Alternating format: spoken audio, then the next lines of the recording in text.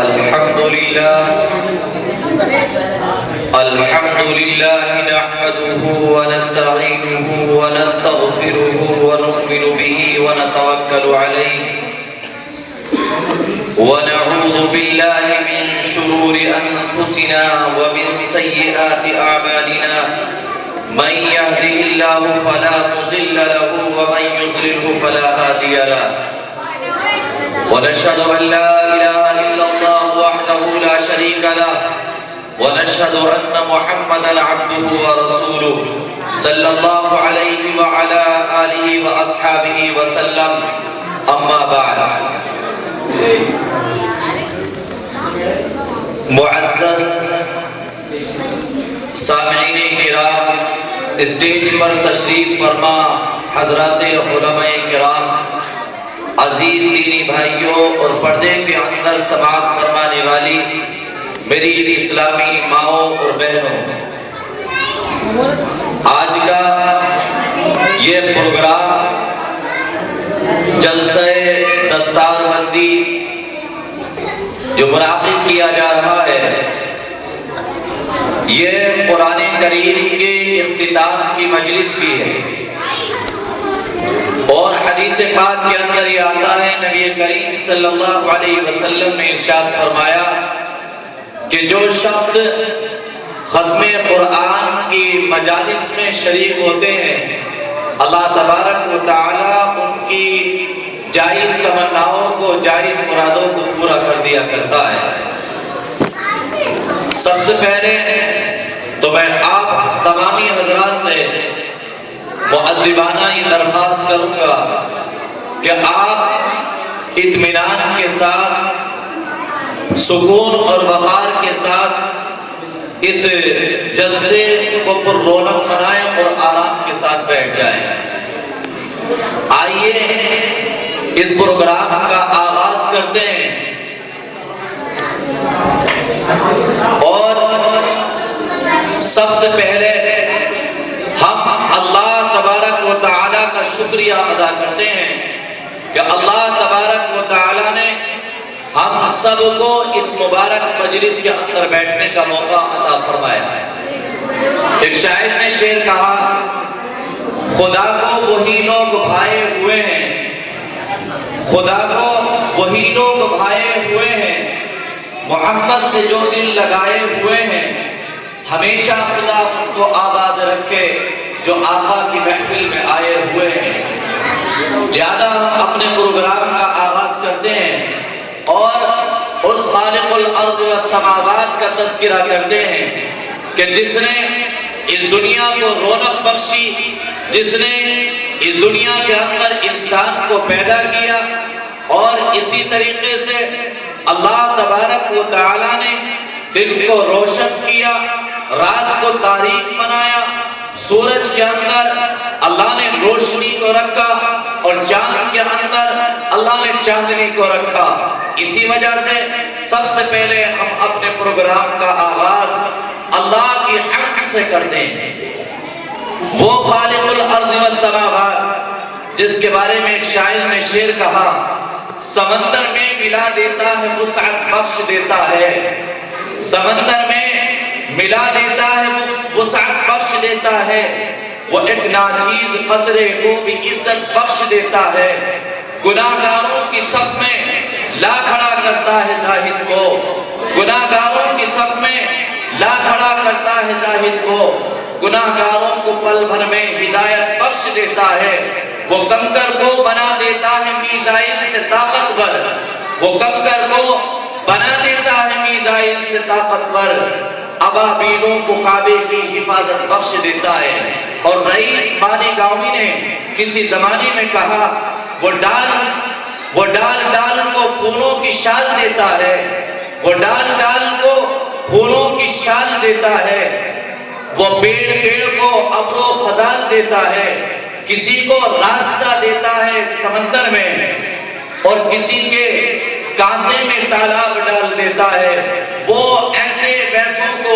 تو دیتا ہے دولتیں، لیکن نصیب والوں کو رزق حلال دیتا ہے۔ اسی طریقے سے ایک شاعر نے شعر کہا، ہر مسرت بھی وہی غم بھی وہی دیتا ہے، ہر مسرت بھی وہی،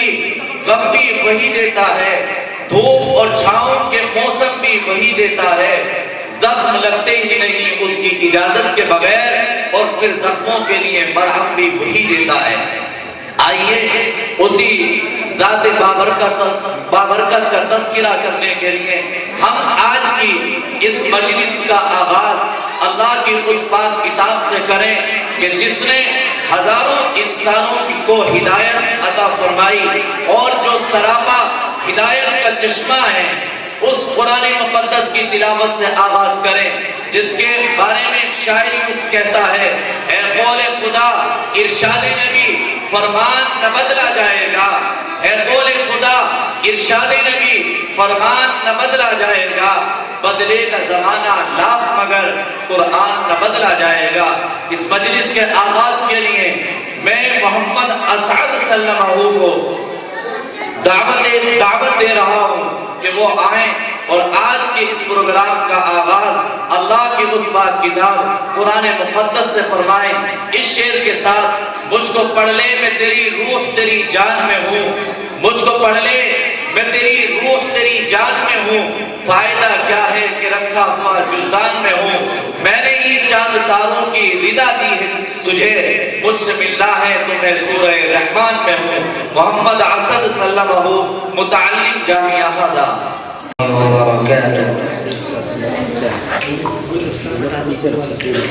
أعوذ بالله من الشيطان الرجيم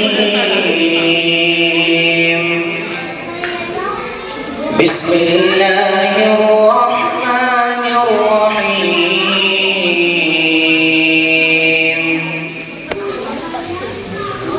الحمد لله الذي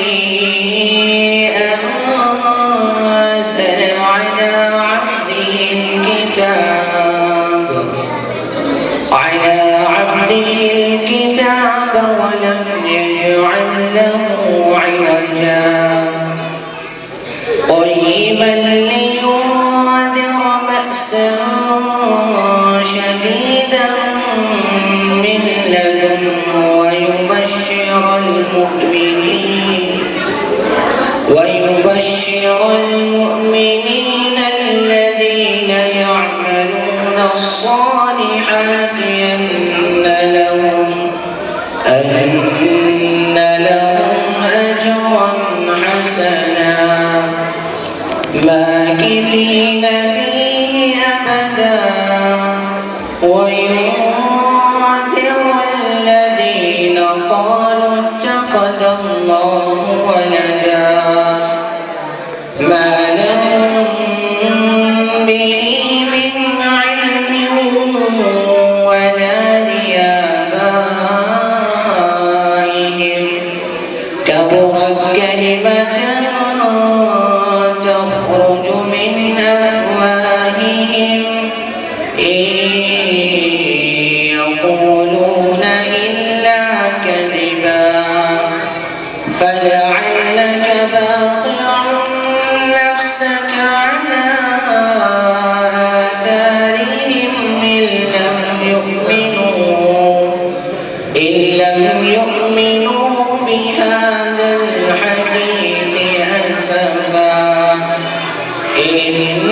إنا جعلنا ما على الأرض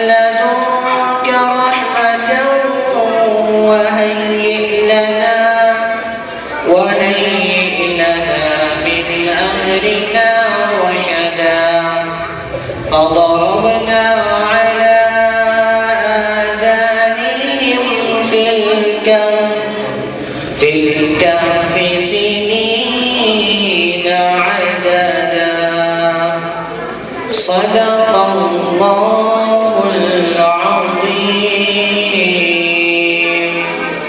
السلام علیکم. ماشاءاللہ، یہ تھے محمد اسعد سلمہ متعلق مدرسہ ہذا، جو آپ کے سامنے قرآن مقدس کی تلاوت فرما رہے تھے. کسی شاعر نے کہا کبھی یاسین پڑھتا ہوں، کبھی رحمان پڑھتا ہوں،